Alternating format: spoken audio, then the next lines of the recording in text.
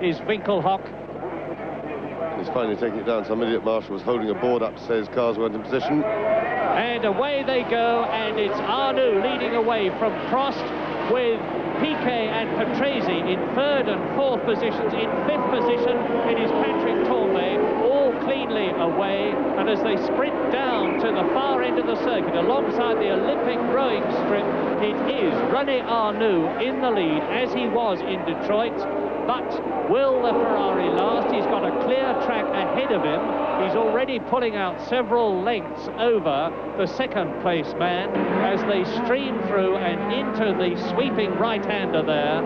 And we look back along the circuit as the leaders go through. And there is Michele Alboreto, who won in Detroit, John Watson and Niki Lauda. Niki Lauda 19th on the grid. And we see Alboreto again. This is the first of 70 laps. It's a long, grueling race of 192 miles, and it's Arnoux leading. In 2nd position, it looks like Riccardo Patrese in 2nd position, not Piquet. It's Prost in 3rd position and Piquet 4th. Yes, Patrese looks to be giving it plenty of aggression on the opening lap. He was having a look, but René Arnoux made a good start, got inside Patrick Tambay at the 2nd corner, and is going very well. Tambay watched for. He was very quick in the one. He's last of that little leading group there in 5th position, but he was very, very quick in the warm-up this morning. And Keke Rosberg doing his usual, streaking through, but just failing to take Winkelhock as Arnoux completes the 1st lap, with Patrese right behind him in 2nd position. 3rd is Alain Prost. In 4th position, it's Nelson Piquet. 5th is the Ferrari of Patrick Tambay. 6th is Eni Chiva. And in 7th, it is Andrea de Cesaris in the Alfa Romeo. And René Arnoux on lap 2 leads the Canadian Grand Prix. Start delayed by 45 minutes. Tyres are going to be critical. So is refueling. And into the pits comes one of the Ligiers. It is that of Raoul or is it Jarier? Already they're changing tyres. That's incredible on the 2nd lap. Yes, well, it seems that the tyre battle has really hotted up now, because the 2 main protagonists, being Goodyear and Michelin, are very evenly matched here in Montreal, which will mean that the teams will always be trying to select possibly gambling a bit to get the stickiest tyre, and as we've explained before on these programs, the stickier you get, the higher the risk you carry for the tyre overheating or otherwise running. And Prost was having a look at the back of Patrese's car there. He's darting from side to side. Prost trying to find 2nd place. Patrese kept the inside line and shut the door there.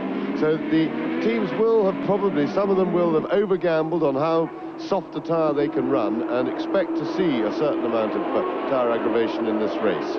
As Prost looks again, the gap between the race leader René Arnoux and Patrese in 2nd place is now a full 2nd. And that battle really developing for 3rd place. And now Piquet is having a look and trying to get past Alain Prost. Patrese is pulling away a bit, and Tambay is right with Piquet, very close for 3rd position. Going back to the tyre subject, I should explain that it may seem stupid to one on the face of it, that you run a tyre that is then going to wear out or go off or blister or overheat early in the race and put you out of the race.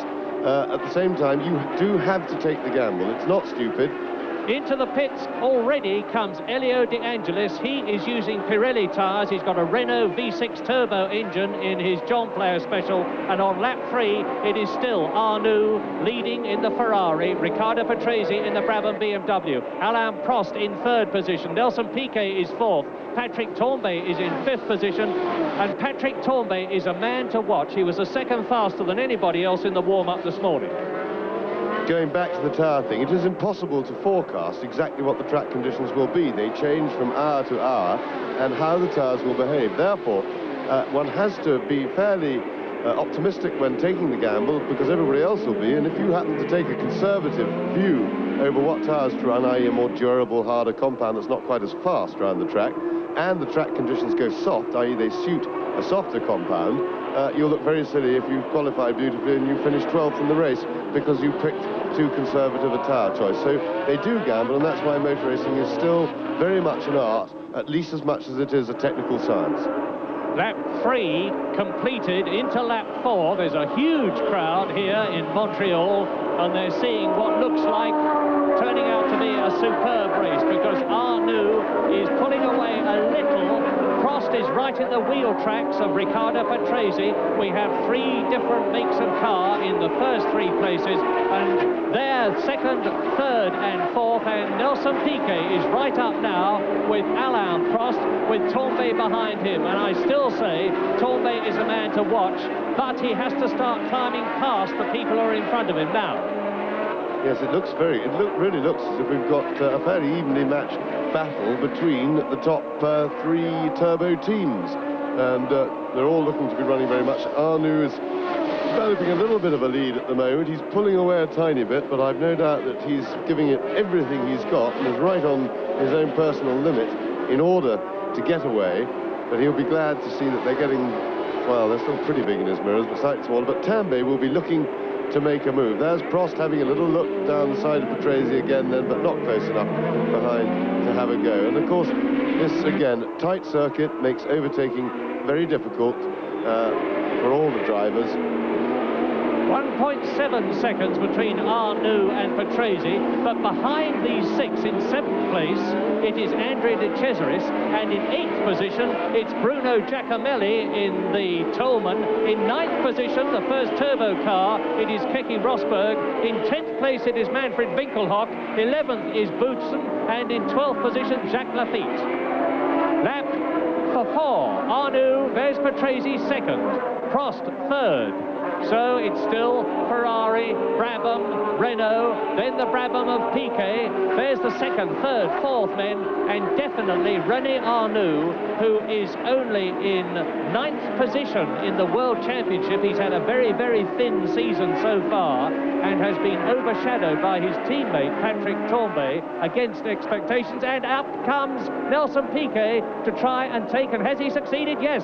Nelson Piquet on lap 4 out of 70 moves up into 3rd position behind his teammate Riccardo Patrese by passing the World Championship leader Alain Prost. Yes, I think that was a little bit of a mistake out of the previous corner by Alain Prost.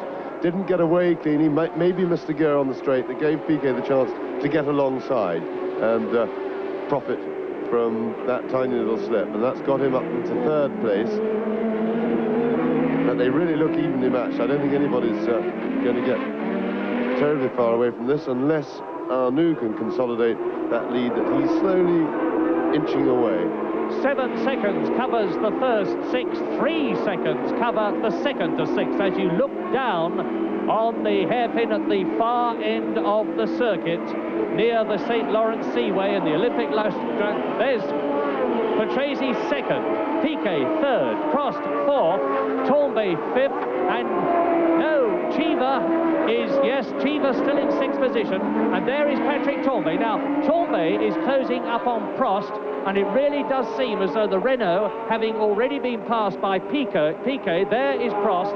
It looks as though Tambay is going to catch and pass him, and therefore as though the Renault is not going so well. Yes, you'd have to expect, that's quite right, Ronnie, you'd have to expect that Prost is struggling a little bit to maintain the pace, which is probably where that little mistake came from that allowed Piquet to slip by him. And again, when assuming that, one has to suspect at this stage his tyres, although Eddie Chiva, conversely, is going very well behind him. But that doesn't necessarily mean that they're on the same tyre compound. When the teams are in doubt these days, quite a number of them run their 2 different cars on a different compound of rubber. It's drivers drive the cars a bit differently. That has an effect on the way the tyres behave and what sort of stress is put into them. And also the decision is partly the drivers. It's a decision basically between the tyre supplier, the driver and the team manager, and even generally anybody else who's got a constructive word to put in about it. We are rightly watching René Arnoux, who is leading on lap 6, but Keke Rosberg is charging. The Finnish world champion in the Tag Williams Ford-powered car is now up into 8th position. And there he is. There is Keke Rosberg in 8th position on the tail of Andrea De Cesaris, number 22, who is 7th. And Keke Rosberg has already passed Manfred Winkelhock, whose yellow ATS you see in the background, And there is the world champion really flying. Keke Rosberg is in superb form this year. He's crawling all over the Euro Racing Alpha of Andrea de Cesaris, who went so well at Long Beach and led in Belgium for a while. And into the pits now comes Nigel Mansell. Elio De Angelis has already been into the pits, and now here is Nigel coming in, seemingly to change his Pirelli tyres, and Piquet is catching Patrese, and both of them are edging away from the fourth place man, Prost as the leader. René Arnoux on lap 7 goes through. Patrese second. There's René Arnoux, who led last week in Detroit. Now look at Piquet in the turbocharged BMW-powered Brabham. This is the man who won here at Canada last year, the first race win for the Brabham BMW. There is Tambay 5th, Chiva 6th. These 6 are in a race of their own. In 7th place behind them, it is still Andrea de Cesaris, closely followed by Keke Rosberg. Yes, and if Keke Rosberg can get by de Cesaris reasonably soon, he might join this in to make it a race for 7. Because we'll wait till he's got a clear track in front of him. De Cesaris can't stand the pace. He's having a look. There we go. Rosberg, it's the age-old problem. He hasn't got the power, giving it plenty of boot. You see how he spun the rear wheels as he came out of the corner and unstuck the back end of the car to get it to move around. Slightly overdid it. It's the age-old problem, though. Not enough power. See how the car's bumping very hard. Williams appears to ride over those bumps, but at the same time fairly solid. And he's having a look now. Can he do it? No. There is no love lost between Keke Rosberg and Andrea de Cesaris. Rosberg was furious at an earlier race because Andrea de Cesaris would not let him through when Rosberg reckoned he had got the momentum to get past, and de Cesaris repeatedly, unfairly in Rosberg's view, slammed the door in his face, and it looks as though Keke Rosberg's Williams, which is much faster on the corners because it's a very nimble car, just as James says, has not got the power. The new Alfa Romeo turbo engine is producing about 650 horsepower in race trim. Yes, it's an interesting psychological test here for Rosberg to see if he has matured a little bit, not that he needs much, he's a very mature driver, since his mistake at Long Beach, which was compounded by Patrick Tambay, for those of you who were watching the race will remember, when Tambay carved him, and Rosberg's having a look now, but if he takes a few laps behind de Cesaris, it'll be interesting to see if he starts going to pieces and getting a bit desperate, because de Cesaris is not the sort of man to behave like that with, because if you try and pass de Cesaris when you're not cleanly by, he'll drive into you. There's and I think, no, Rosberg can't quite do it. De Cesaris is making it awful difficult. That heavy turbocharged car, it's a lot heavier, and it's not as easy to stop, and he's braking very late with it. It may be that we've got two really hot drivers here. Rosberg's driving absolutely brilliantly this year, and winning the World Championships, the championship last year has given his driving a new confidence and flair, if it needed any. Still can't have a look, but de Cesaris is very much a 10/10 man on the limit. He's young, he's hungry, and he'll, as it were, stop at practically nothing for success, so he won't want Rosberg to pass him. Well, de Cesaris has got the advantage, of course, because he's got a clear circuit in front of him, unlike Keke Rosberg. But that's the battle for 7th. Look at the charge for 9th position, because behind Keke Rosberg, who is 8th, is the yellow ATS of Manfred Winkelhock, and right behind him is the second of the Tag Williams, that of Jacques Lafitte. And the Williams cars are in 2nd place in the Constructors' Championship by virtue of their superb reliability. And Derek Warwick is in 11th position, not so very far behind Lafitte. So on lap 9, it is still Arnoux leading. In 2nd place behind him, it is still Patrese. 3rd is still Piquet. 4th is still Prost. 5th is still Patrick Tambay. 6th is still Eddie Chiva. 7th is still de Cesaris, followed by Keke Rosberg. There they are. And in 9th and 10th places, there, Winkelhock and Lafitte. And it's now something like 3.5 seconds as Elio De Angelis crosses the line, having stopped in the pits to take new tyres on. And Arnoux is away on his own, as he was in Detroit, but you will remember that in Detroit last Sunday, the Ferrari broke down. René Arnoux has still to win a race for Ferrari. Patrese, 2nd. Piquet, 3rd. Prost, 4th. Tambay, 5th. Cheever, 6th. This is lap 10. Now, behind those two, the battle between De Cesaris and Rosberg continues to rage. And now René Arnoux is coming up to and passing Nigel Mansell in the heavy-winged John Player Special with the Ford engine. One of the John Player Specials has got a Renault engine and the other has got a Ford. Neither of them are going at all well. Mansell has been into the pits, as has De Angelis.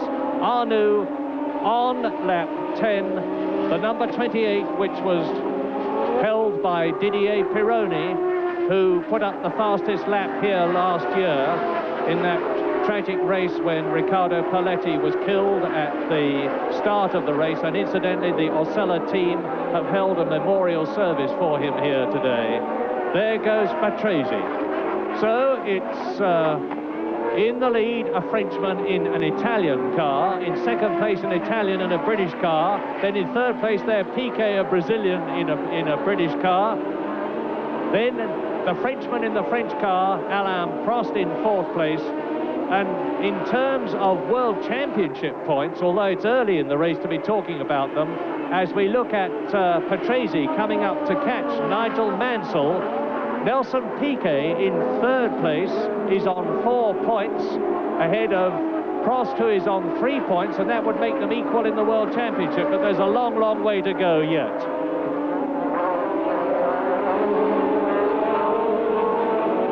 Rosberg touring, but he sprints away. Oh, I think he must have stalled the engine or something like that, or just missed a gear and failed to get a gear, and so poor old Keke Rosberg, that little mistake has cost him a couple of places.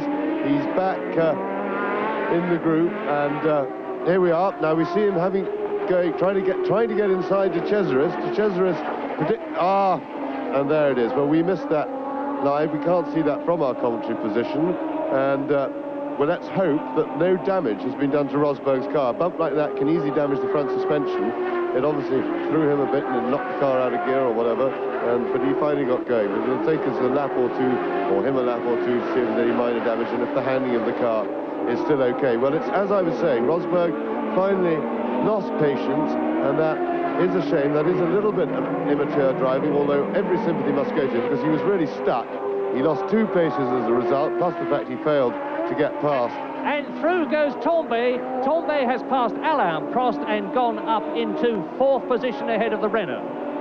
And James, I was just thinking, with Rosberg, that's exactly the same thing that happened with him and Patrick Tambay at Long Beach. Yes, and it's just what we were talking about 5 minutes ago when Rosberg was climbing all over the back as to whether he'd get desperate. And here we see Tambay just making his overtaking manoeuvre. He's come out of the previous S-bend quicker than Prost and the Renault, and he's got by, and he'll be very pleased with that, because we'll now see if Tambay can match his teammate René Arnoux for speed. He was a lot quicker than him this morning in the warm-up, and already he appears to be pulling away. Whether that's, let's have a look, see if he's making any impression on the Brabhams in front. Lap 12, and I still say, watch Patrick Tambay there, number 27, who's moved up into 4th position. And it is still in the lead, René Arnoux in the Ferrari. In 2nd place, Patrese. In 3rd position, Piquet. Up into 4th place has gone Patrick Tambay. Down into 5th position, and there is Tambay, has gone Alain Prost. In 6th position, it is Eddie Cheever. In 7th position now, it is Winkelhock. And in 8th position, Lafitte, with Rosberg 9th. They're going back to Rosberg. He must, of course, receive every sympathy. His main job was to get past De Cesaris and get on after that leading bunch, which was steadily pulling away as he was being held up by De Cesaris. But at his level, there is no excuse, in a way, for making that mistake, because it's better to be in the race than out of it. And we all know that. You don't win a race unless you're in it. And Rosberg got desperate after 4 or 5 laps climbing all over the back and not finding a way, and he may have paid the price. Let's hope he hasn't. Let's hope his car is undamaged and that he's back to show some more fireworks, because he's been wonderfully entertaining this season. He's got great car control, and he's marvellously aggressive. Unfortunately, twice now he's proved maybe a little bit Cheever having a good look there at his teammate Alain Prost, and I would think that Alain Prost would appear to be struggling with it. I'm sure it's handling, or maybe not picking quite the right tyre combination for the conditions of the afternoon. Whilst on, I must say I sometimes criticise directors. Remember that we received whatever pictures were given from the local TV company. And what a wonderful contrast we're having today compared with the Americans in Detroit last week, when their coverage was frankly an absolute debacle. And our director here today, he can't hear me, so I'm just saying it for your benefit, is giving us a marvellous coverage of this race. He's moving to the right shots all the time. Lap 13, and the significant thing about what we're seeing here is that the man who's leading the World Championship, Alain Prost, is now being crowded by his teammate, Eddie Cheever, who obviously wants by and up into 5th place.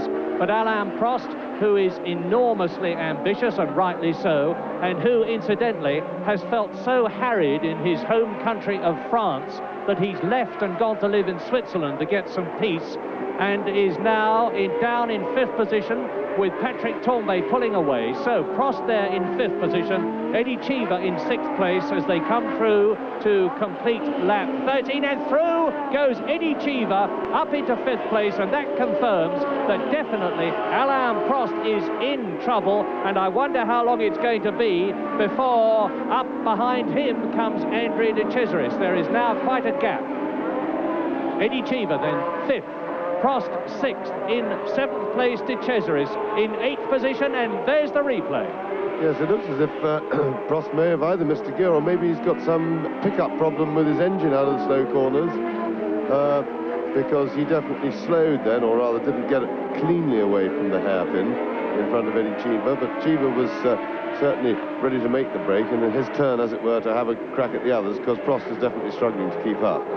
We know that Renault were not altogether happy with their motors after the warm-up here in Montreal this morning, and heaven knows they've had enough trouble in the past. We thought they had found reliability this year, because Prost has finished in far more races already in half the 1983 season than he did in the whole of the 1982 season. But Prost is falling back slowly but definitely. Eddie Cheever, it might be tyres, it might be brakes, it might be something to do with the engine, but whatever, Prost is losing distance. Yeah, we had a close-up, a good close-up of Eddie Cheever then, and I saw a little tiny mark on the outside of his tyre, probably not enough to slow him down, but it would mean if he's on the same tyres that they're capable of doing, and it may be that Prost's worse. I would like to get a good look at Prost's tyres to see from where we're sitting. We can't, not close enough to see with the naked eye, but let's hope we get a good close-up in a minute. Lap 15, there's the danger man for them all, Patrick Tambay, and he is catching Nelson Piquet. The gap between Piquet in 3rd position and number 27 in 4th place, Patrick Tambay, who's in 3rd place in the World Championship, is definitely closing. Patrick Tambay, and hello, here is Keke Rosberg, now right back with and in front of Jacques Laffite. So that would seem to indicate that the Williams was not affected by the contact that it had with de Cesaris' Alpha. So there's Winkelhock, de Cesaris, Rosberg and Laffite all together. Yes, Winkelhock has got past both of them in that melee, it would appear, and poor old Rosberg, having done all that, he's now stuck behind de Cesaris again, just the same person as before. And I have to tell you, it's a very frustrating experience. We can't say really until he gets a clear run whether his car suffered any damage. He's really climbing all over the back of de Cesaris, but climbing all over the back, of course, is not what he wants to be doing. Lap 15, and it's heartening that we've had no car mortality so far. The turbos have got vastly improved reliability this year, and now with Keke Rosberg, the leading 3-litre normally aspirated car. There's Patrese into the pits. Patrese, no, it's Piquet, Nelson Piquet, who was in 3rd position. So that means to say that up into 3rd place will come Patrick Tambay, into 4th place will come Cheever, to 5th place will come Prost, to 6th position will become de Cesaris, and of course de Cesaris has got Rosberg and Laffite right behind him, and it rather looks as though Nelson Piquet's race is run. The car is not going up on the jacks. There's a consultation going on. It's some kind of, I was going to say engine trouble, but Rosberg is through. He has got past de Cesaris, and now Laffite is attacking the Italian, and Rosberg is closing up on Manfred Winkelhock, the German, having fought his way past the hardest man on the circuit to pass, And Keke Rosberg is on his way, while his teammate Jacques Laffite on lap 17 tackles the Alfa Romeo. And the order is lap 17, René Arnoux leads. In second position, Patrese. In third position now is Tombe. In fourth position is Prost. In fifth position is Chiva. In sixth position is Keke Rosberg. Seventh there is De Cesaris. Eighth behind him is Laffite. And I forgot Winkelhock, my apologies, who is ahead of Rosberg. Well, Rosberg has already passed Winkelhock earlier in the race, but before his little coming together with De Cesaris. The way he's going away from them, or from De Cesaris at the moment, suggests that he probably did have a soft landing from that little bump that threw his front end up in the air when he tangled with De Cesaris at the hairpin. But so he'll be hoping to deal with Winkelhock as quickly as he did the first time in the opening laps of the race. Now there is Winkelhock, behind him Rosberg, then De Cesaris, then Laffite. So De Cesaris, having been passed by Rosberg, certainly isn't giving up, but now he's got the problem of keeping Jacques Laffite back, and Laffite is going through on the outside. He's got the inside line, and Jacques Laffite moves up a place. De Cesaris has to give way. Jacques Laffite gives it lots of welly as he exits the hairpin and goes past the pits, and so now Jacques Laffite, car number 2, is up into 8th position. And that was very good driving by Jacques Laffite. He went to the left initially, and here we see it again. Well, earlier he was on the left of De Cesaris. De Cesaris went to cover that, and Laffite immediately moved to the right, made a lot of space for himself and outbraked. Look at that big tail slide there, a lot of opposite knot. Laffite was going in pretty quick. He was right on the limit to make that pass, and he had to get cleanly past because De Cesaris, by general reputation anyway, and what we saw earlier, would have driven into him if he hadn't been cleanly through.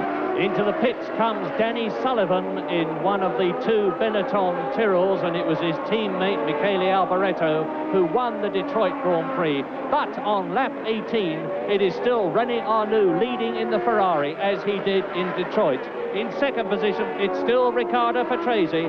In third position now, the man I still regard as the danger man, Patrick Tambay. In fourth position, it is Prost, it's Chiva. In fifth position, it's Prost. In sixth position, it's Winkelhock. And now Rosberg, as I say that, has moved ahead of Winkelhock. So Keke Rosberg is in the points in sixth position. Winkelhock in the yellow ATS is 7th. Laffite in the white Williams is 8th. There is the 9th place man, Andre De Cesaris. And it looks as though the famed Williams reliability and nimbleness is making its mark again. Here is Arnoux on lap 19.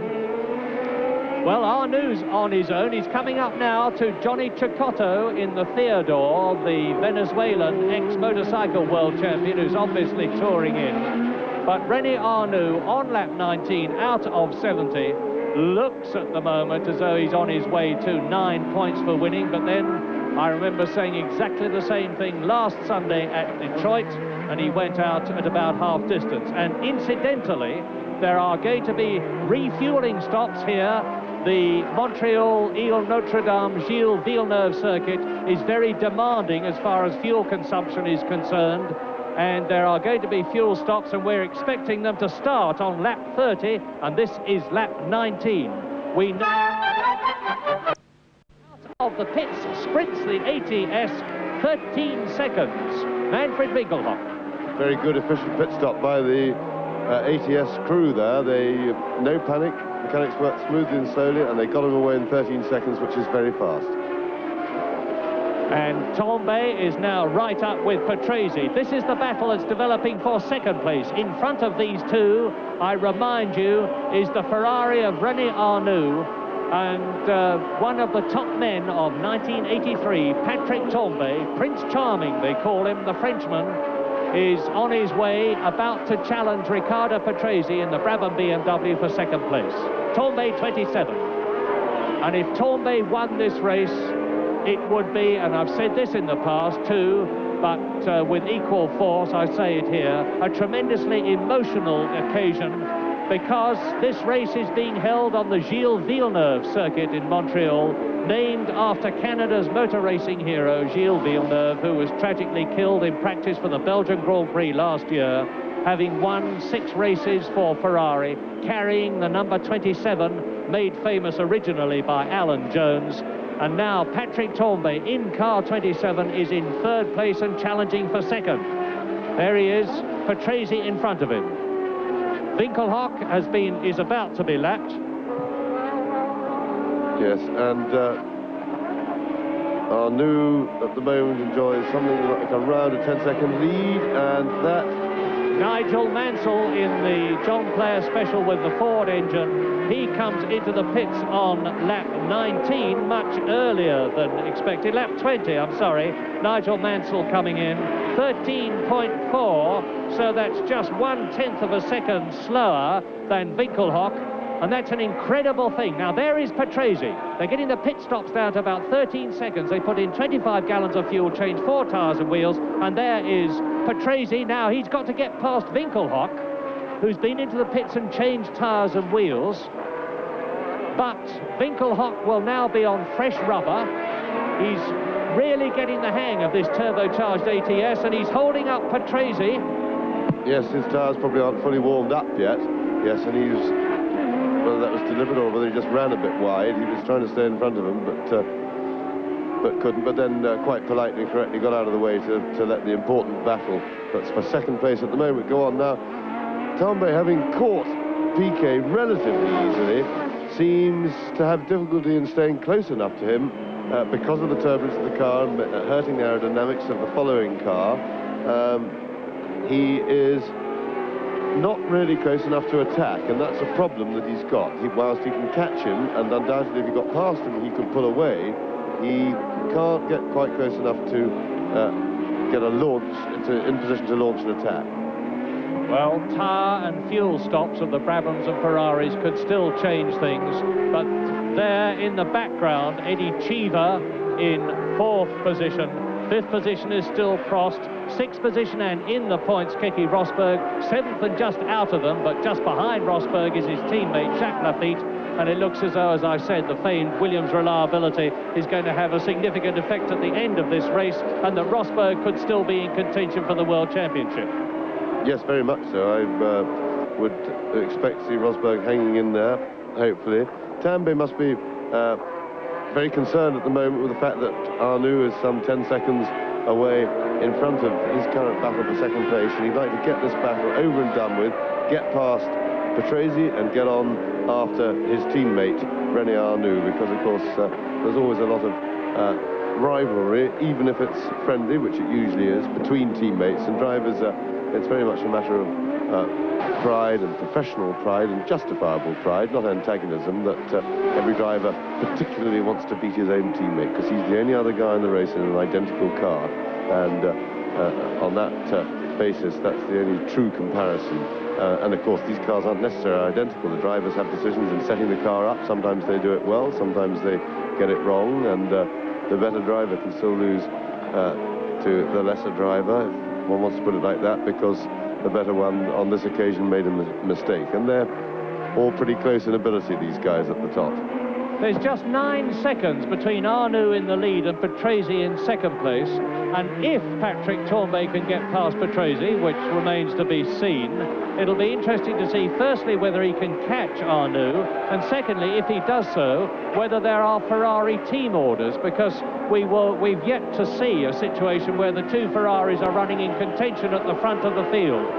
Well, there is Eddie Cheever, he's still in 4th position. Now there is Tambay, 3rd, there is Cheever in 4th place.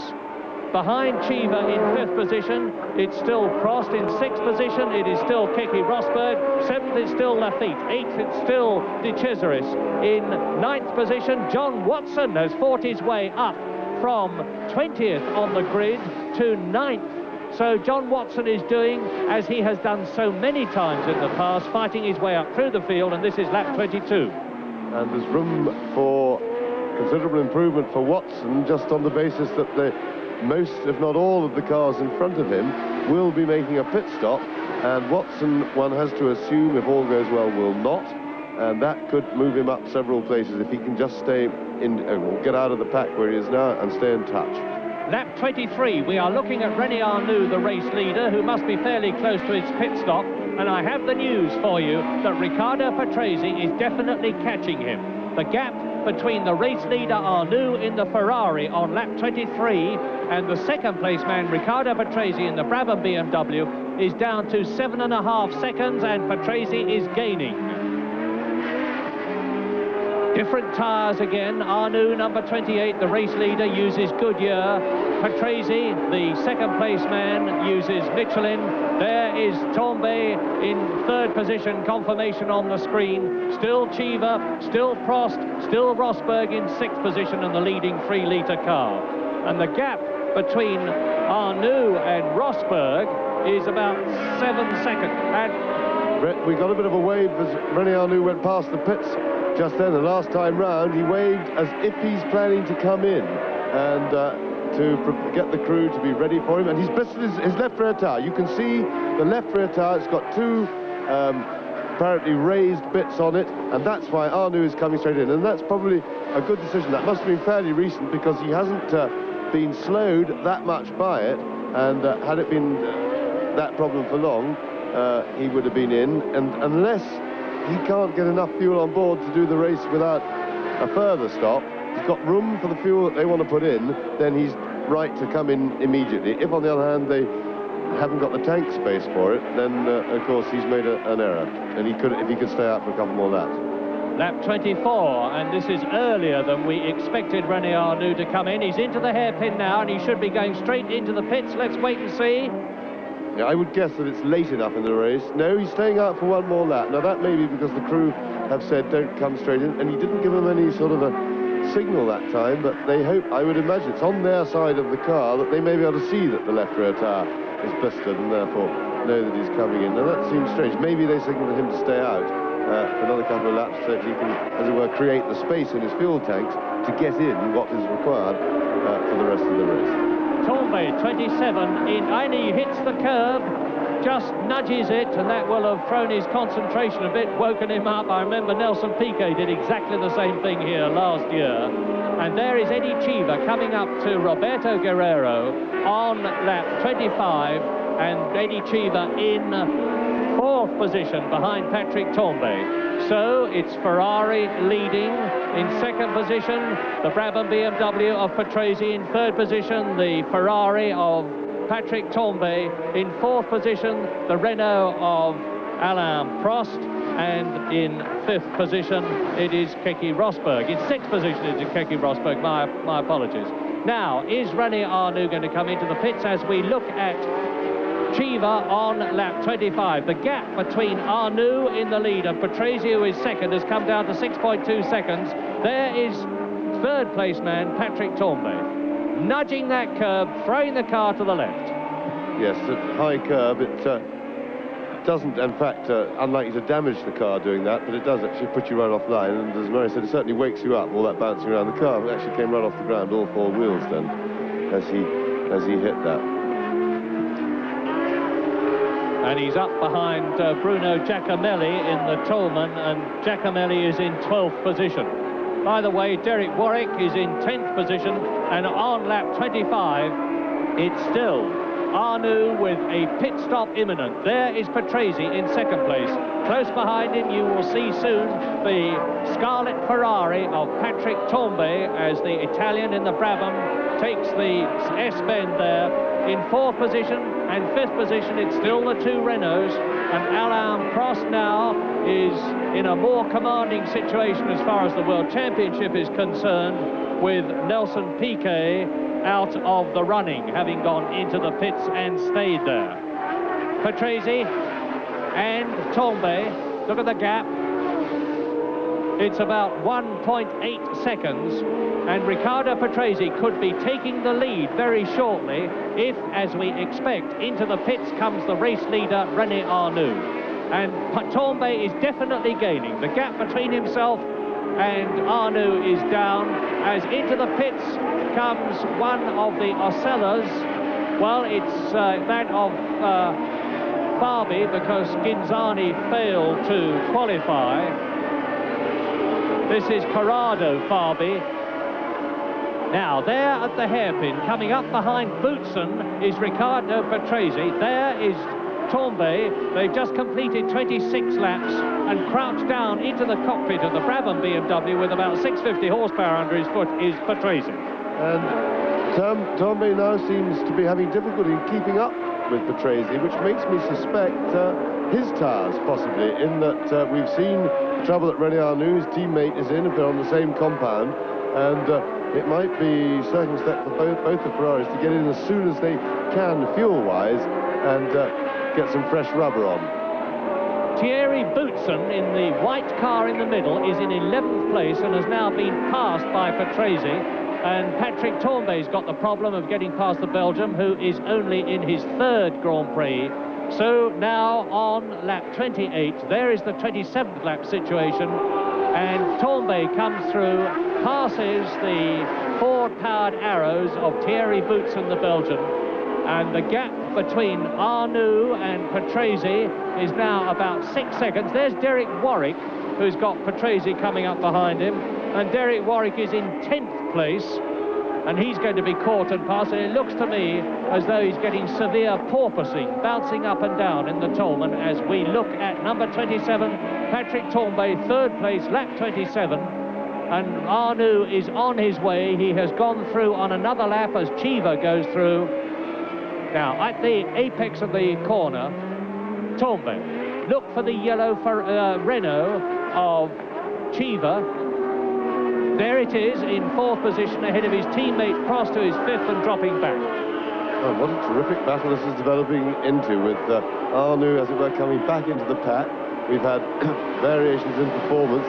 I would have said that, whereas Tambay was looking good a little while ago, there is Keke Rosberg, 6th place. Running in 6th, with Jacques Lafitte looking very healthy indeed behind him, and one still wonders if there's a little bit of a bend in the suspension. Looking at it there, one couldn't see anything wrong with Rosberg's suspension, but Lafitte didn't seem to be able to make the same progress earlier in the race, or match him for pace in the way he's doing now. But they have limited tankage space, and it's a question whether they got the space to put in the amount of fuel required to finish the race. And Cheever is ahead of Patrick Tambay. Eddie Cheever has moved up into 3rd position by catching and passing the Ferrari of Patrick Tambay, who must presumably be in trouble. Has he got the same problem as his teammate René Arnoux, who is leading? Something to do with the tyres going off? Well, the way he's falling back now, Murray, I'd say it almost looks as if it's a mechanical problem, maybe gears or something, or the engine losing power, because he's falling back too fast and too suddenly for it to be a tyre problem. And one of the Lotuses in the pits, Nigel Mansell again, and Derek Warwick has now got a problem keeping back or moving over at the right time, as out of the pits with about a 12-second pit stop goes Nigel Mansell, and out of the race, incidentally, has gone Niki Lauda, Elio De Angelis, Mark Sura, Nelson Piquet, and dropping back now in 4th position in the background is Patrick Tambay, and there, number 16, is in 3rd place, Cheever, and he was in 3rd place in the Canadian Grand Prix last year here in the Ligier when he had to retire. So on lap 29 out of 70, so we've still not yet reached the halfway point. There is Eddie Cheever, and the race order is Arnoux, and we're waiting all the time to see the Frenchman in the Ferrari in the lead come into the pits. In 2nd position, it is still Patrese. There is the new 3rd place man, Cheever. well, they're getting pretty close to half distance, and therefore I would have thought that, in view of the fact you must build a car with enough tankage to take a little more than half the required fuel for a race, I would have thought that Arnoux ought to be in range now of being able to get in, take enough fuel and get out. So whether he's communicated well with his pit or not, we can't see the pit signals and what they're telling him to do from our position here. But it would seem to me that there might be a communication problem there. Eddie Cheever, 3rd place. He has not had the best of seasons. It's his first year with Renault. He failed to finish in Brazil. And there in the background in 4th place is Tambay, with Boutsen holding on well, and that's significant because Thierry Boutsen hasn't got anything like the Grand Prix experience of Tambay or the power of the Ferrari. There's Derek Warwick, who has been lapped. But very soon we can expect to see Keke Rosberg climbing up to Alain Prost, who is in 5th position, and then there could be, and there is Tambay. He's signalling Boutsen to go past. No, he's signalling his pit. I'm coming in, he says. Yes, that's absolutely right. He was waving to say that he was coming in. It's not clear to us what his problem is, but we'll just have to hope, although it seemed unlikely the way he dropped back so fast, but let's just hope that it's tyres and a fresh set and a top-up of fuel will rejuvenate and revitalise his effort so that he can give it a go. Into the pits comes one of the Kalamata Ocellas, which are known irreverently by some as Team Calamity because they've had so much trouble this year. And on goes Tambay, and now Boutsen is shaping up to try and get past him, which is a real indication of the fact that the amiable Frenchman who won a Grand Prix race earlier this year, Patrick Tambay, who was first at San Marino, having won in Germany last year, has got to come into the pits. And Patrese is there in 2nd position, soon, I think, to take the lead when Arnoux comes in. That, of course, is a problem for the Ferrari team as well, because Arnoux's been asking to come in for quite some time, and Tambay, I would imagine, is going to come in this time. By his indication, by how slowly he was going, he's got to. Now, if Arnoux comes in also right now, if the team have just called him in, they're going to have 2 cars there in the pits at once, and no team likes that. It can get a terrible panic and things, because Arnoux's not far enough ahead to have been dealt with and got away again, really, before Tambay should arrive. Now, this is very interesting. Look at this. Look at Patrese, because the fastest man on the circuit, without a doubt at the moment, is Eddie Cheever, who is closing up on Riccardo Patrese, who is in amongst the bunch that he is lapping. And the gap between Patrese and Cheever was 4 seconds, and I suspect it's less than that now. Now, Patrese has got past, I think that was Mauro Baldi, and one of the Tyrrells, and there is Cheever. Now watch the blue and white Brabham, number 6 Patrese on lap 32, who's in 2nd place, and the yellow Renault and Cheever in the red helmet. He's scything his way through the field. He's passed the Alfa Romeo, and now there is only the Tyrrell between him and Riccardo Patrese, and a chance to get the 2nd place. Eddie Cheever then, the man to watch. Still in the lead, of course, is René Arnoux, and the gap now between Arnoux and Patrese, the lead and 2nd place men, is just about 8.5 seconds. And there's John Watson with Patrese coming up behind him. John Watson, who is in 9th place. Patrese, who is in 2nd. They have both lapped again. Nigel Mansell, who's been into the pits twice. This is lap 32, 70-lap race, and Cheever is on his way. Arnoux leads, Patrese 2nd, Cheever 3rd, Tambay 4th, Prost 5th, Rosberg, the leading non-turbo car, in 6th position for a point. And there is one of the Marlboro McLaren cars. It's John Watson. The Chesris, isn't it? Is that the Alpha, I think? My apologies, you're right, James. But there is Prost, and we didn't see him come into the pits, and Alain Prost was in 5th position. Now, this is going to change things, because that means to say that up into 5th position as Prost leaves the pits, is now Keke Rosberg. And is Rosberg, yes, we know Rosberg was intending to come into the pits, and we're expecting the Williams cars to come in round about lap 35, and we're on lap 33 now. But we had a big bluff from the Brabham team in Detroit last weekend when they told us they were both going to come in and refuel, and neither of them did. There is Winkelhock, who's, I suspect, stalled his engine and restarted it because he's going extremely slowly. And on lap 33, it is still Arnoux as we look at the Osella in the pits. Arnoux leads. In 2nd position, it's still Patrese. In 3rd position, it is Cheever ahead of 4th place man Tambay. 5th and been into the pits is Prost. 6th is Keke Rosberg, who must surely have now moved up a place. And in 7th place is still Jacques Laffite. And that's a long, long pit stop for the Osella of Fabi, Corrado Fabi, as we watch Patrick Tambay. And he still hasn't been in. This is incredible, and he waves again.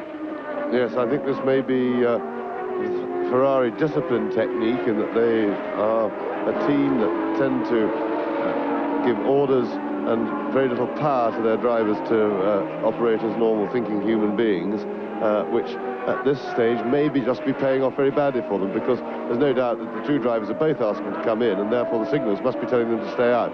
And I can't believe now that we are actually just on half distance of the race, that it's physically impossible that they can't have enough fuel to go in, otherwise they wouldn't have enough fuel in the first place to get this far. So I think that there's a communication breakdown, and one would have to say and criticize the authoritarian sort of attitude of the Ferrari team management in there, because they would definitely have paid off to bring their cars in, get new tyres on them, and get them back into the race healthier. Laffite into the pits, and Laffite is in 7th place, allowing for Alain Prost's pit stop. 13 seconds is the target. This looks like an excellent pit stop, and indeed it is. 13.56 seconds for Jacques Laffite. Will it have changed his position? Well, here could be a change fairly soon, because now you can see what Eddie Cheever is doing, and there is René Arnoux, definitely in the pits, having his tyre change on lap 34. He sprints out, and we'll soon tell you whether Arnoux has lost more than one place. Well, we didn't get a clock on that, and we didn't see him come in ourselves, but it looked like a very fast stop to me, because they still had the fuel filler in when all the mechanics have finished with the tyres, and when you get a clean tyre change, the fuel actually takes slightly longer and is the governing factor. But on the other hand, it's the tyres where things can go wrong if a wheel gets jammed on. Of course, the expansion of the hub is different at rate, where the heat is different to the wheel, and sometimes they do get jammed on. But not this time with Arnoux by the look of things. He looked to be finishing, as we came onto him then, a clean and efficient pit stop. And it's interesting to see just how the standard of pit stops has improved with the teams since they first got stuck into it. At the beginning of the season, it became, as it were, fashionable, or an effective tactic, and the general standard has definitely improved. The teams with practice are getting it. Lap 35, Patrese leads. In 2nd place, it is Cheever. In 3rd position, it is Tambay. In 4th position, it is Arnoux, and Arnoux is there behind his teammate. Arnoux has been into the pits, has got fresh rubber. Tambay still has to do so. So Arnoux lost 3 places, but soon will gain one of them. Still pretty cold, René Arnoux tyres. You can see the car sliding about, snaking a bit under braking there as he fights to warm up his tyres. It'll take him another lap, or half a lap. They should be getting just about up to working temperature by now. But yes, and there is one of the rows. That must be Cheever in the pits, making his scheduled stop. 7-8 seconds gone so far. So that looks like a fantastic stop for him. Nope, they were slow getting away, getting the fuel pipe, or the fuel in and the pipe out. And there is Riccardo Patrese then leading the Canadian Grand Prix, with Cheever having gone into the pits, with Arnoux having gone into the pits, with Tambay waiting to go into the pits. And as I talk to you on lap 36, it is Patrese leading. In 2nd position now, it is Tambay. In 3rd position, it is Arnoux. In 4th position, it is Cheever. And in 5th position, it is Prost, followed by Keke Rosberg, still in 6th place, with Laffite in 7th. And there is Patrese closing up on the Williams. Yes, remember, of course, that Patrese is in a temporary lead. He has yet to make his pit stop, and I think Arnoux's stop, with plus the 8-second or so advantage he got when he made it, should be enough to get him in the lead. He's very close behind teammate Patrick Tambay, who must be absolutely desperate to get in the pits and get some new rubber on his car. Well, I noticed that the dreaded Andrea de Cesaris is now up behind Jacques Laffite.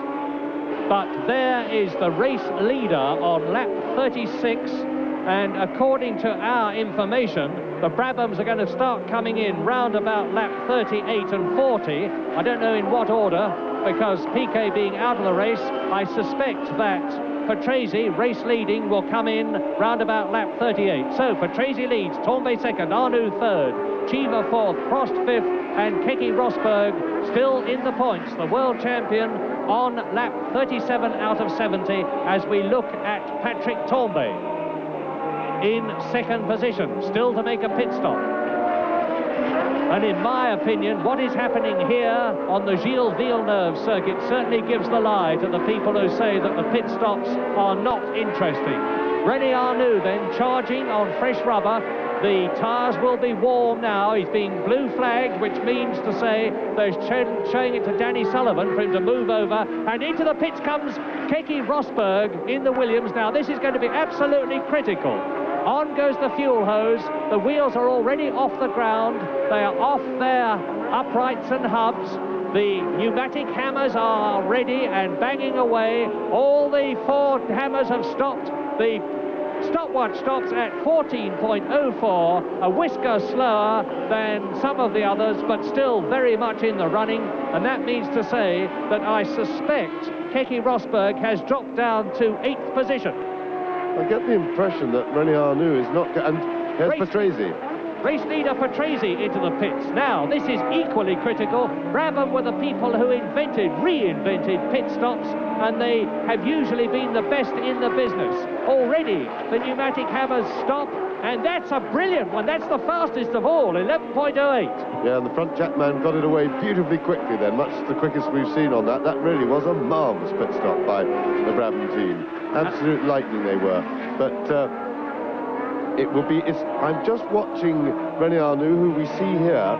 He doesn't seem to be making quite as good progress as he did before his pit stop. And there's Patrick Tambay, who is holding him off. And we know Tambay is in trouble. So whether the rubber, they changed compounds because of the overheating of that first set that Arnoux was on, and put him on a harder compound of tyre now, which we've explained before, would make the car a little bit slower.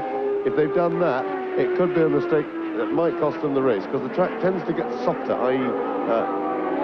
capable of running softer and grippier tyres on as the race goes on, with more and more rubber going down. Lafitte touring, and now Patrick Tambay is leading the race, of course, because into the pits has come Arnoux and Patrese. So Patrick Tambay is leading the Canadian Grand Prix, but it surely must be a temporary lead. We know because of his repeated signals he wants to come in. Arnoux is behind him. Into the pits has come Patrese. There's now a settling down period, while those that have been into the pits, and into the pits now comes the new race leader, but not for long, Patrick Tambay. Let's see, the fastest pit stop that we have so far is that, and there's the big eyes of Patrick Tambay, looking huge underneath his helmet, as he's got to beat 11 seconds. They seem to be slow getting that fuel filler on, but actually the fuel's gone in pretty quickly. And it was not super fast, 15 seconds. That's one of the slower stops amongst the leading group that we've seen. We didn't, of course, have the clock on René Arnoux stop, so we haven't got an exact time for him. But that puts René Arnoux clearly back in front again. And there is the tollman, one of the tollmans. I suspect it's yes, it's Bruno Giacomelli, and they have been drilling frantically. Not frantically enough, because 14.04 seconds, good as it is not good enough these days. And now René Arnoux is back in the lead, and the question is Riccardo Patrese, who had that superb pit stop, going to be able to take anything out of the lead? Because now René Arnoux is on fresh and warm rubber in the second half of the race, charged up to win his first Grand Prix for Ferrari, having left Renault last year.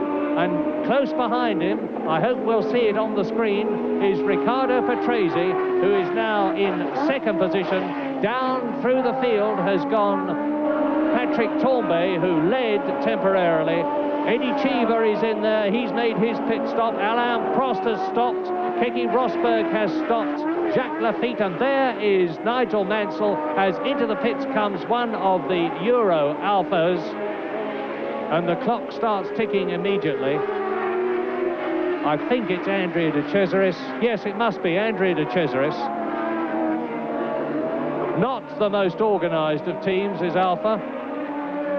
But that's nothing to be ashamed of. 15.1 seconds to the nearest 10th. And so now all the lead runners have made their stops. And that was Eddie Cheever you saw going through the picture as we look at Thierry Boutsen. And there is Riccardo Patrese in the Brabham. The race is well and truly on in the second half. Eddie Cheever in third place. Well, we're going to have a situation now where Patrese in second place tries desperately to catch Arnoux and to keep ahead of that man in third position, Eddie Cheever. So it is Ferrari leading.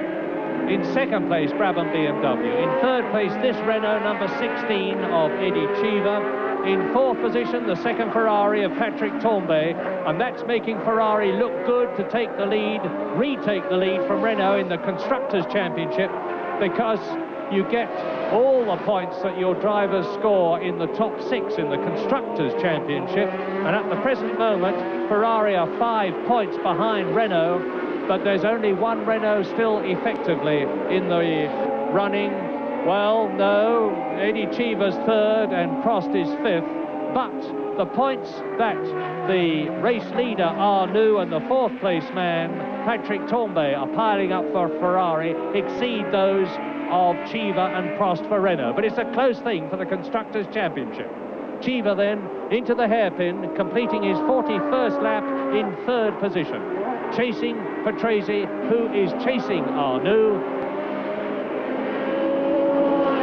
And Alain Prost, the championship leader, well, let's consider that, because at the present moment, as far as the Drivers' Championship is concerned, Alain Prost leads the Drivers' Championship and is in fifth place in this race on 2 points.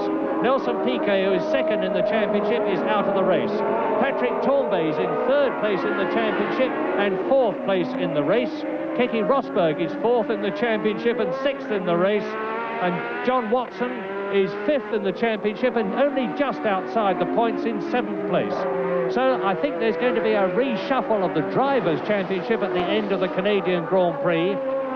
But the turbos are still showing the reliability that they haven't always shown in the past. There is the race leader, René Arnoux, lap 42, turbocharged Ferrari, leading Riccardo Patrese, turbocharged Brabham BMW. Yes, the nice thing is for the championship, and the point of view of our excitement as spectators, is that the reshuffle that is happening right now is not going to send anybody away into a clear lead. It's going to concertina the points up even closer at the end of the race, and I don't think anything can happen that will significantly change that. So we're getting a lot of drivers covered by a fairly small spread of points, or we will have by the end of the day, I think, up at the top of the table, which makes for a very exciting second half of the season as we get around the halfway point. Well, the competition in the Formula One world is so great that there have been mutterings and rumours that René Arnoux might lose his place in the Ferrari team at the end of this year, and that it would be taken by no less a driver than Derek Warwick, who is rumoured, not rumoured, is known to have had overtures from Ferrari. And so, therefore, the pressure is really on René Arnoux to win this race. He's failed to finish, and we're looking at his teammate Patrick Tambay at the moment. And he's fastest on the course. 1:30.8 is some 3.3 seconds outside Pironi's lap record of 1982 in a Ferrari. But, of course, Pironi was in a fully skirted Ferrari, which was much quicker than this year's cars. And I was saying that the pressure is really on Arnoux. His highest place this year is third position, which he had in Long Beach and in France. He led in Detroit only to retire. He's had 17 pole positions in his career, and he really needs the win that he seems to be on his way to at the present moment, because it doesn't seem at the moment that Patrese is making any impression in second place on the race leader Arnoux, or that number 27, Patrick Tambay, that we're looking at now, in third place on lap 44 out of 70, is making any impression on the man ahead of him, who is, of course, Eddie Cheever. There is into the left-hander and sliding it. Manfred Winkelhock sliding out of contention. Has he kept the engine running? Yes, he has. See the slick tyres, and there is Patrick Tambay really motoring now. As you see there that Winkelhock actually had it in gear and was getting the wheels going in a forward direction before he completely stopped going backwards. So he didn't control things too well to get into that spin, but he certainly handled it well once he'd committed the original error. Another interesting thing is that the turbo cars, which used to violently object to a pit stop because the turbos would overheat things around them while they were static and there was no airflow and water to cool through the radiators, now seem to have overcome that problem. Here is Arnoux, lap 44, leading. And into the pits comes Andrea De Cesaris in the Euro Alpha twin turbos. The car's going much better this year than it has in the past, but he's only in 10th position, having been well up in the top 6 earlier in the race. And now René Arnoux is on his 45th lap. Yes, Arnoux's looking pretty comfortable out front now. He's, if anything, marginally increased his lead over Riccardo Patrese. On the other hand, Eddie Cheever is slightly decreasing the gap from Patrese to himself. It's closing slightly, but at the moment it's not all terribly significant. The gap from Arnoux to Patrese has increased, as James says. It's 13 seconds now. The gap from Patrese in second to Cheever in third is 5 seconds. You just saw Cheever go through the picture. There is Patrese. So it's still Ferrari, Brabham, Renault, and on lap 45, as we look at the second place man, Patrese, with Cheever behind him and seemingly closing up. It looks less than 4 seconds to me now. It is in the lead, Arnoux, Ferrari. Second, Patrese, Brabham. Third, Cheever, Renault. Fourth, Tambay, Ferrari. Fifth, Prost, Renault. Sixth, Keke Rosberg, who we haven't seen for some time in the Williams. And there is Eddie Cheever.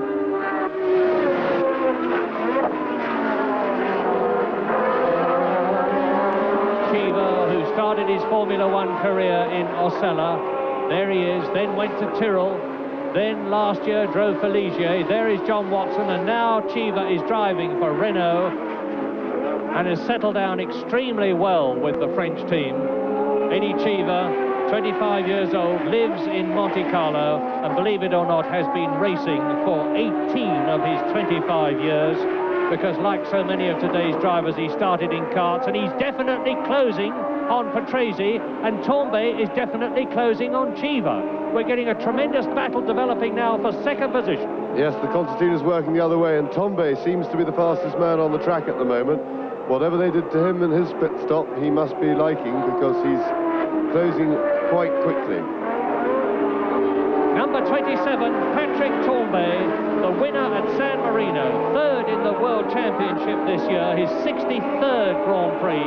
The ex-Can-Am champion for 2 years, used to drive for McLaren in Formula One, has also driven for Ensign and for Theodore and for Ligier, and is in third position on the World Championship, and has got to get his revenge for an appalling mistake in Detroit last Sunday, when he glued his tyres to the road at the start and failed to get away, stalled his engine, and had the ignominy of being pulled off the circuit by the tow truck. And there is Patrese second, and Cheever much closer to him in third position.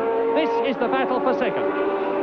And there's Tambay coming into shot behind, so they're all arriving into the battle, to join battle at once, the three of them. It won't take, at the recent rate of progress, Tambay very long, not much more than another lap, to catch those two, and then the battle will really be on.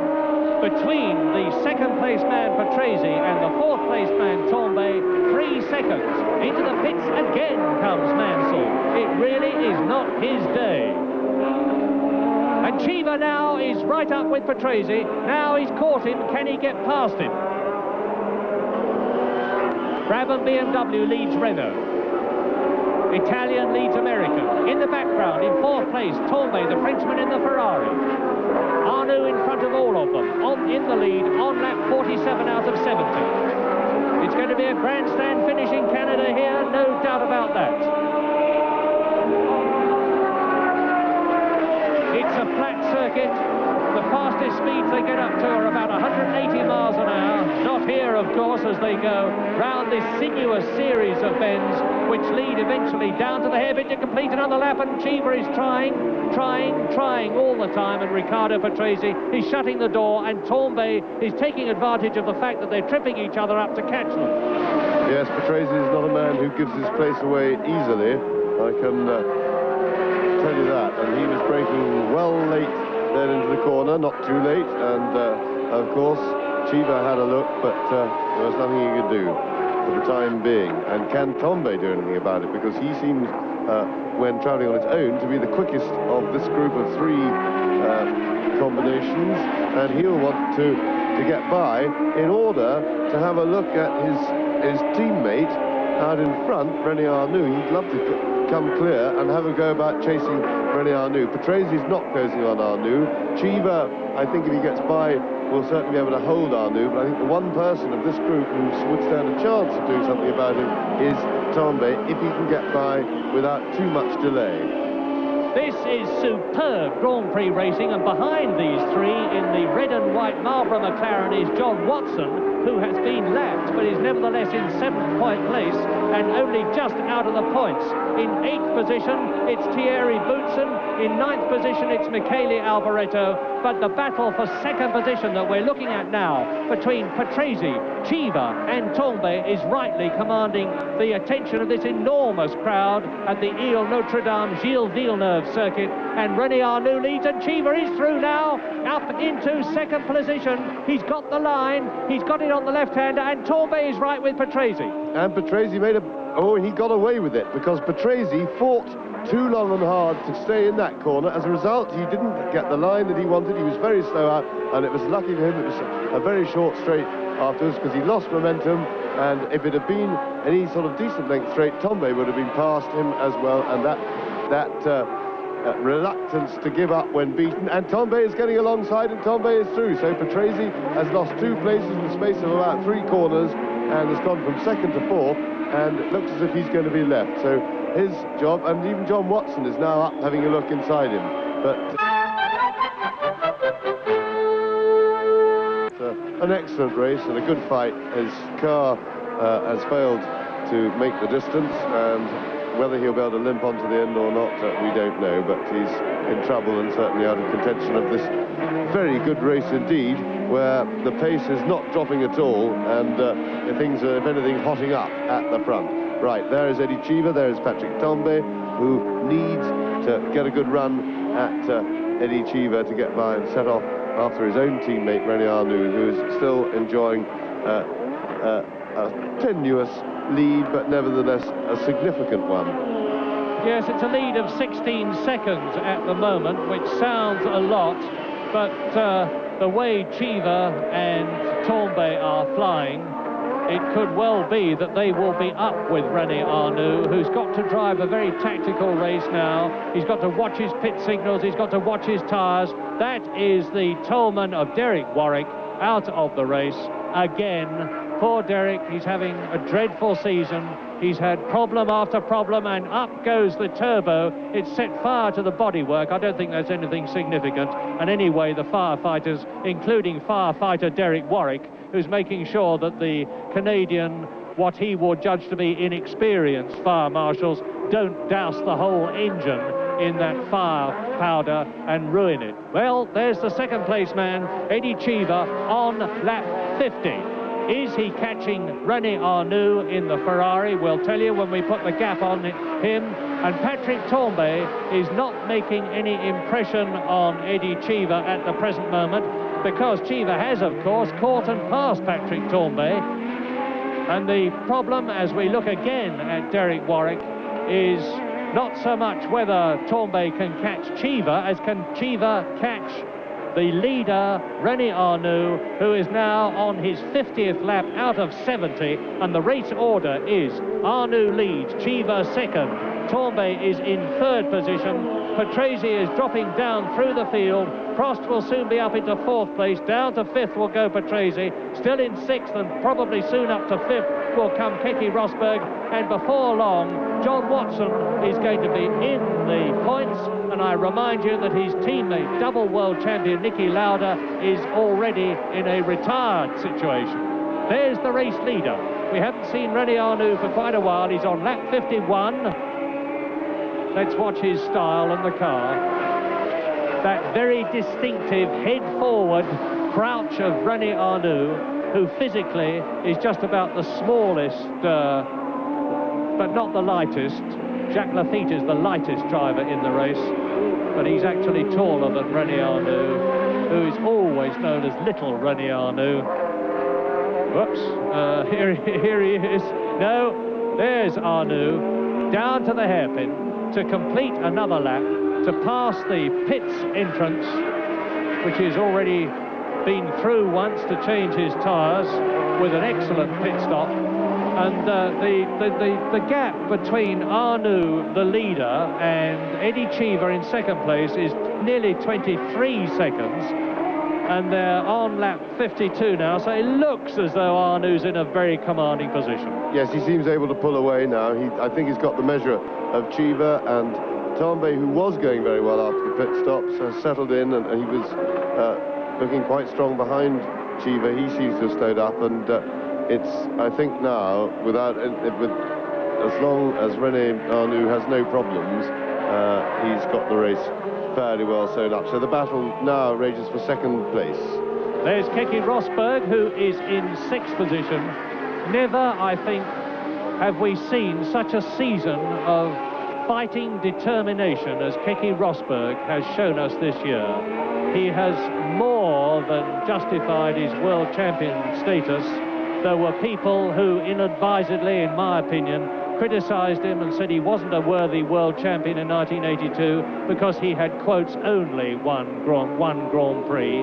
Well, if there had been any justification in that remark, which there wasn't in my opinion, Keke Rosberg is certainly giving it the lie now. There is Eddie Cheever, 2nd. No, quite right. I mean, Rosberg underlined his talent from the moment that he came into the Wolf team.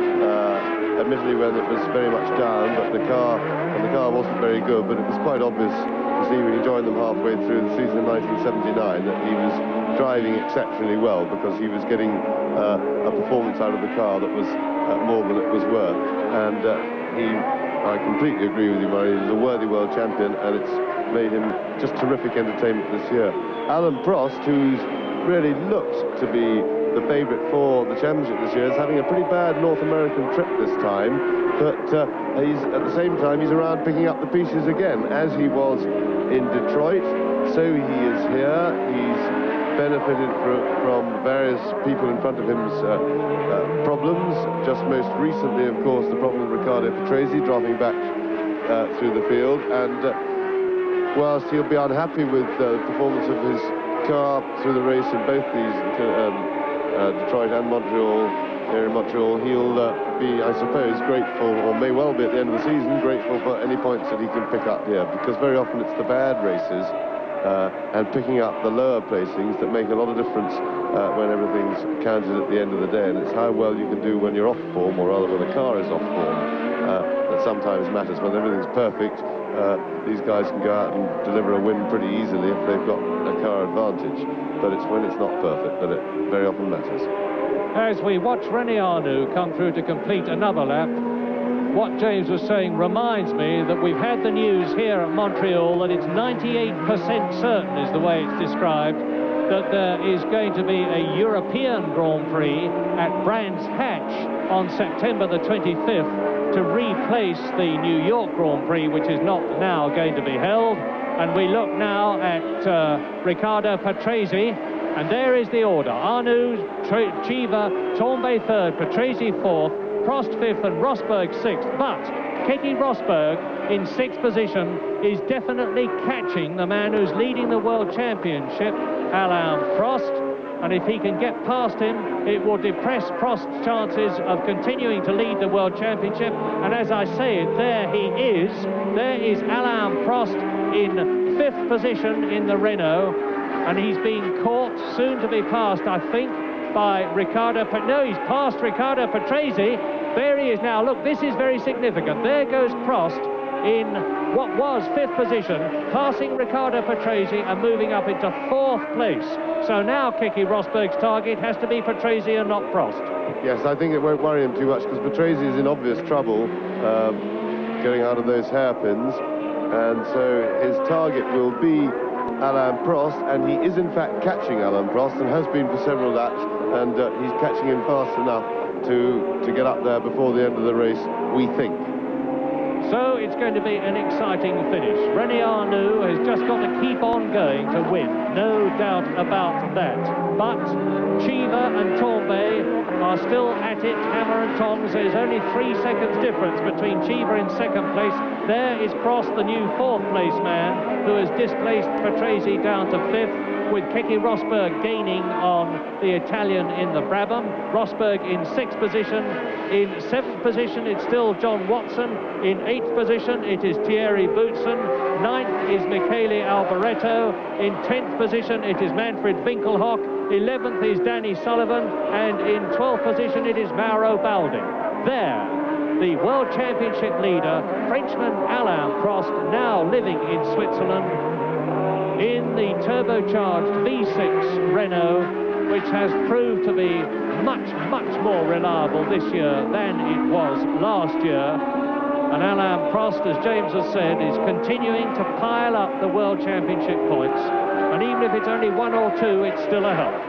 Yeah, that move by Prost out of his native France to Switzerland is a very sensible thing to do. I was fortunate enough when I was racing that I was already resident in Spain, and as Prost in the pits having tyres by the look of things. So Prost has finally given up the unequal struggle on the rubber that he was on.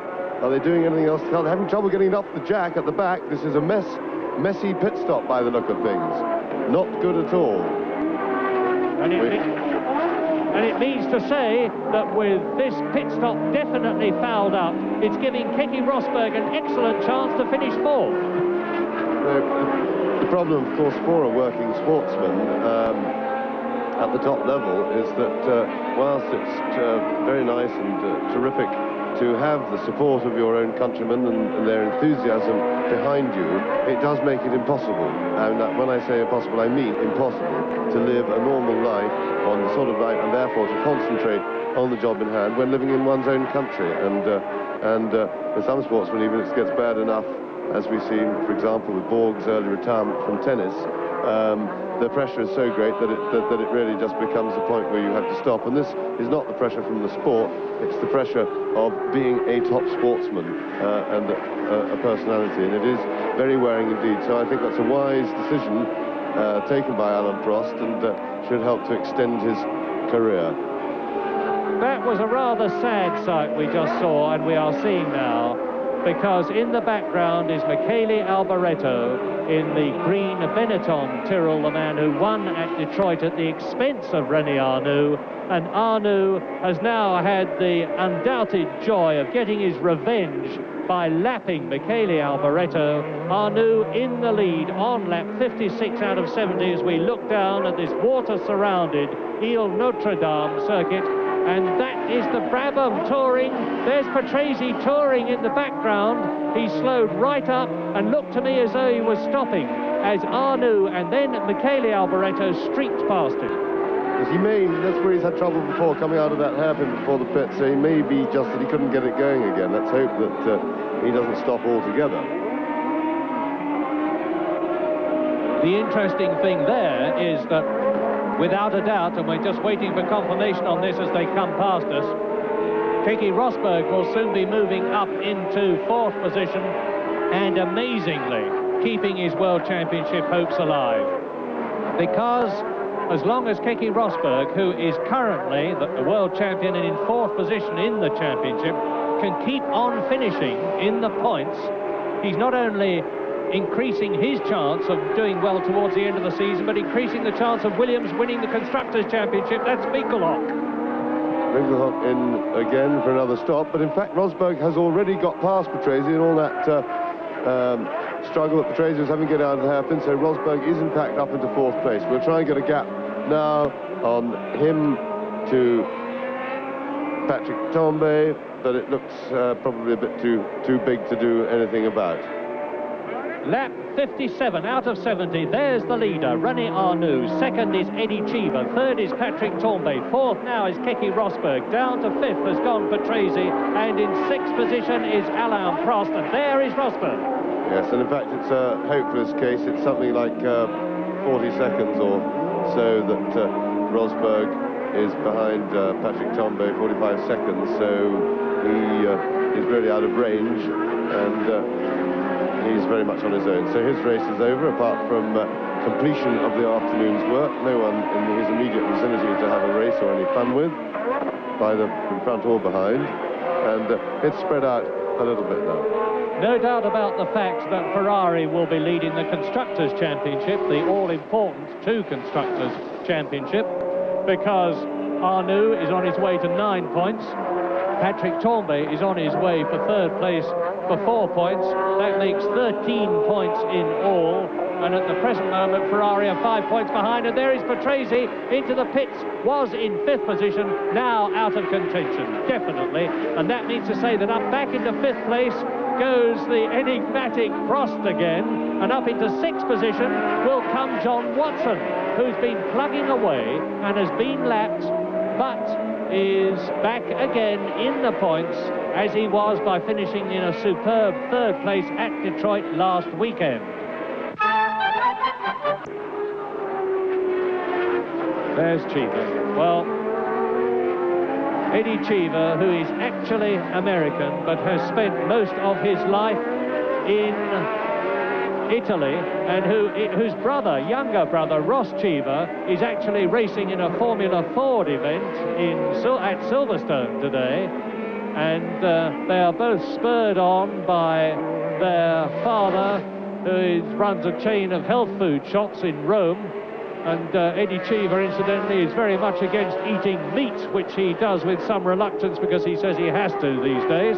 But there is Arnoux. That is the race leader, and it would be, I have to say, with pleasure, only fair if René Arnoux won this race, because he has stamped his authority on it by finishing fastest in the first timed practice, by finishing fastest in the second time practice and faster than he was in the first, by leading right the way through the race except for the short period when he went into his pits and went down to fourth position and then got back into the lead. And it will be a wonderful moment for the little Frenchman who has tried to go to live in San Marino for probably much the same sort of reason as Alain Prost has moved into Switzerland, but failed and is now living in Italy. And it'll be a wonderful moment for him in terms of consolidating his hold over the Italian public, for whom a Ferrari driver can do no wrong, but they will like even better if he's won a race in Ferrari. And Patrick Tambay's already done that twice. René Arnoux has yet to do so. His best place is third. He hasn't got far to go now. He's coming up to complete his 60th lap. It's a 70-lap race.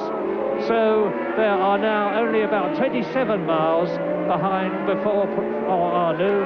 And there, John Watson in sixth position. He's been lapped, but he's on his way to a World Championship point. He is now coming up to complete his 60th lap, as the leader, René Arnoux, is well away on his 61st lap. And Thierry Boutsen, look for Boutsen, look for the white arrows. There it is. Thierry Boutsen is in seventh place. This quiet Belgian, who's only in his third Grand Prix, who very nearly finished in the points at Detroit. He was actually seventh. He's in seventh place at the moment, and he's challenging John Watson for sixth place and a single point in the World Championship. Round the hairpin, water behind them, water in front of them, an enormous crowd all around them. It is lap 61. There is Patrick Tambay, third, coming up to Danny Sullivan in the Benetton Tyrrell, and Sullivan, whose race number is 4, is in ninth position, having finished second in the Race of Champions to Keke Rosberg at Brands Hatch earlier this year, but that was not, of course, a World Championship event. Patrick Tambay. This is probably going to be the last race that we see this turbocharged Ferrari in, because the new 126C3, as we look at Alain Prost, who is in 5th position, the new 126C3 Ferrari with its composite body and chassis designed by Dr. Harvey Postlethwaite is going to be racing in the next Grand Prix in Britain. Now, there is Michele Alboreto, number 3, who is in 8th position, about to be caught and passed by Alain Prost, who is in 5th place. Turbocharged Renault chasing and challenging the DFY-powered, Ford-powered Benetton Tyrrell.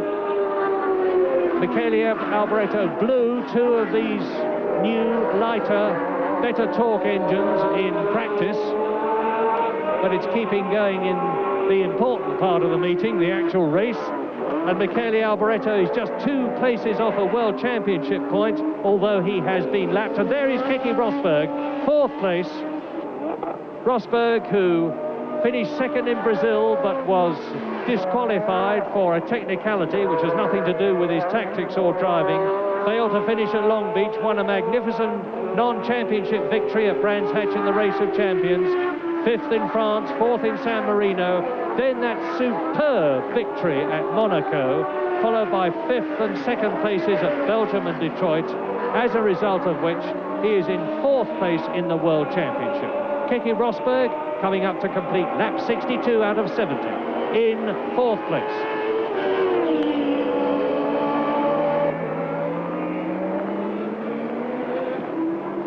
Yes, and Boutsen has caught John Watson and is pretty much on his tail now. And really, Thierry Boutsen has been most impressive in his opening Grand Prix. These are not easy circuits, both Detroit and here, for a newcomer to drive on. Very hard physically, all these tight corners. And Boutsen has qualified well. He qualified only marginally slower than his experienced teammate Mark Surer, and is so far showing a lot of promise. And Watson is going to have to work pretty hard to defend that 6th place and a valuable World Championship point between now and the end of the race.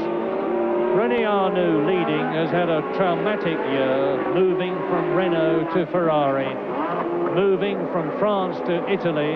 The motor racing has broken his marriage, and so he's had a lot of mental problems to put up with. But he has overcome them magnificently here at Montreal. There is his 2nd place man behind Arnoux, but now some 34 seconds separate René Arnoux on lap 63 and Eddie Cheever there in 2nd place. Then between Cheever and Tambay, there are 12.5 seconds. And that was the battle. We just saw, there is the battle between John Watson, the car on the right, and Thierry Boutsen. There's the Marlboro McLaren, number 7 of John Watson, who has already this year won at Long Beach and is 5th in the World Championship. And he's been caught by Thierry Boutsen, who's only in his 3rd Grand Prix. Boutsen, who did extremely well in the European Formula 2 Championship last year, driving the Spirit Honda, lost his place in the Spirit Honda team, has taken part in World Championship sports car racing, won superbly at Monza in the Porsche 956, and now he's taken to Formula 1 and World Championship racing like a duck to water, and he's on the tail of John Watson and challenging for 6th. Yes, and Watson's sliding about a bit there, and really very much on the limit.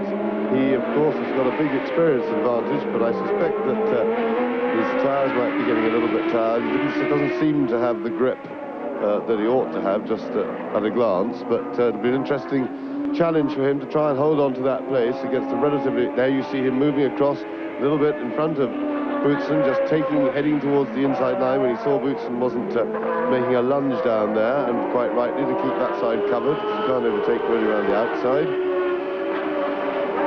Watch John Watson's head. Watch him looking in the mirrors to see where Boutsen is. And Boutsen makes contact and has knocked off one of his aerofoils, and that will affect the handling of the car. Yes, probably, and there was a clear case of Bootson's inexperience. That is not really a passing point unless Watson had made a mistake out of the previous corner, which he patently didn't. And he got himself, here you are. Now he leaves his braking so late that he can't stop enough to get in behind Watson cleanly, and he just knocked the front wing off, which shouldn't have damaged Watson's tyre, just bumped it on the tyre. Shouldn't have done any other damage to the car, and he probably don't have too much thing, but it might just have taken his handling, clean and good handling away in order to challenge John Watson for the rest of the race, and certainly that was a mistake of inexperience. But you can hardly blame a chap in his third Grand Prix. That's how you learn, that's how you find out, and he's shown a lot of promise so far, and he will be a slightly wiser man next time confronted with that situation, just to wait patiently for a little bit more of a real opportunity, which that wasn't, or if it's not a real one, not to commit himself to such an extent that he's then stuck being able to do neither, which is what happened. He couldn't quite make it past, and he couldn't also make it to tuck back in behind again. Well, you can see the left front aerofoil is missing off the nose of Bootson's car. It will not only have affected the handling of the car adversely, because it wouldn't have been there if it wasn't doing a good job, but it will also have adversely, at least temporarily, affected Bootson's race rhythm. And you can see the gap now between Watson and Boutson, which was absolutely minimal. Doesn't seem to have affected Boutson much. There is Eddie Cheever in second position. Ahead of him still René Arnoux. This is lap 65, 70-lap race. Third is still Tournbay. Ferrari's first and third, and the Renault there second. Yes, in fact, you're right, Murray, that wouldn't have affected him much. You don't expect one missing front wing, especially late in the race when you've got plenty of other handling dramas going on. Everything's getting a bit tired. It doesn't take a lot off the performance of the car, and sometimes it even is a negligible amount, but it certainly affected Boutson and his own rhythm that you mentioned, and he's falling back, and that's given Watson the breathing space that I should think he's extremely glad to receive.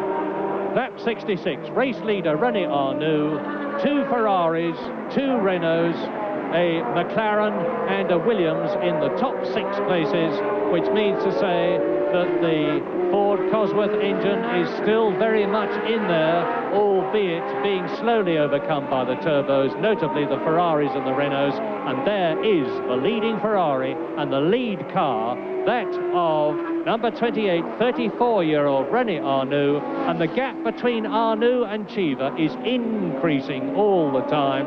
René Arnoux, far from slowing up, is now pulling away from Cheever, but I suspect that's because Cheever's going slower rather than that Arnoux is going quicker. There is the third place man, Patrick Tournbay, in the second of the 2 Ferraris, and they are now on lap 66. It really is getting into the closing stages of the Canadian Grand Prix of 1983. Giant crowd, superb weather conditions, not the happiest of conditions for practice, but it's come right on race day, and that's the important thing. And we're going to see a change for the lead, I suspect, in the Constructors' Championship. And while I'm talking to you, I'm trying to work out in my mind what the situation as far as individuals it will be concerned. I think Alain Prost will still be in the lead, with Nelson Piquet still second, but Patrick Tournbay, number 27, is currently on 27 points, which would make him second in the championship. There he is, looking at us from the top right corner of your screens, and not, as usual, smiling, which he normally does. It's going to be a very, very close thing, and Keke Rosberg will only be 2 points behind Piquet and Tournbay in 4th position, and only 5 points behind Alain Prost, the championship leader.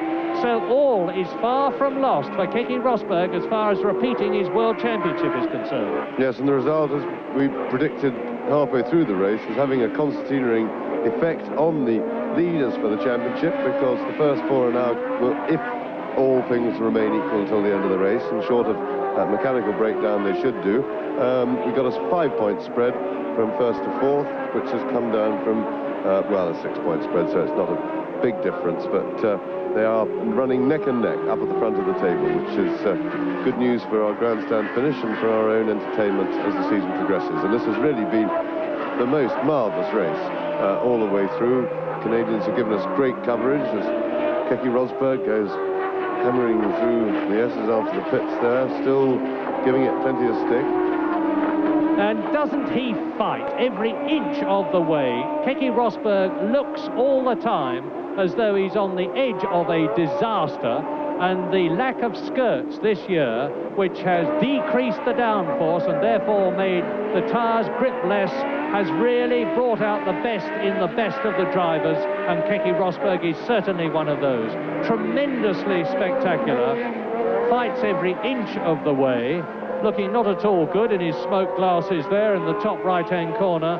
But he is now, Rosberg, the world champion of 1982, in his Tag Williams car and waiting for the turbo car, the design of which is being finalised back at Didcot as I talk to you by Patrick Head.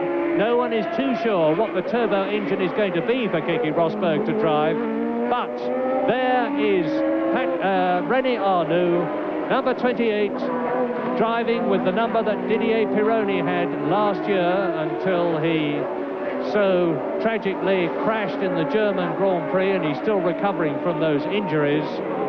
René Arnoux coming through now shortly to complete his 68th lap, to start his 69th and last lap but one, with an enormously commanding and tremendously impressive lead, and getting his revenge not only on his ex-teammate Alain Prost, between whom there is no love lost, Arnoux and Prost, but also putting it over on Eddie Cheever, and thus defeating the Renault team that he, René Arnoux, left at the end of 1982 in a situation of some bitterness. And René Arnoux has made himself enormously popular in Italy, and now the last lap, René Arnoux is on his victorious way, leading Eddie Cheever. In third position, Arnoux's teammate Patrick Tambay. Holding a superb fourth place is Keke Rosberg. Still in fifth position, the second Renault of Alain Prost, and in sixth position, the Marlboro McLaren of John Watson. So it's almost over as far as Arnoux is concerned. He's getting the waves from the crowd. He won't see them, of course, at least I would doubt that he would. But it's now a matter of a few hundred yards for the little Frenchman to achieve his first victory for Ferrari. An enormous relief for Arnoux, a source of tremendous acclamation from the Italian nation and, of course, from Ferrari. There you can hear the shouts and the whistles in the background from the French-Canadian crowd, willing on the Frenchman to win in the Ferrari that their late hero Gilles Villeneuve won. The only thing they'll be sorry about is that it is not the number 27. And there you see the checkered flag, there you see the Ferrari mechanics, and there you see René Arnoux crossing the line to win the 1983 Canadian Grand Prix, to achieve his ambition of winning for Ferrari.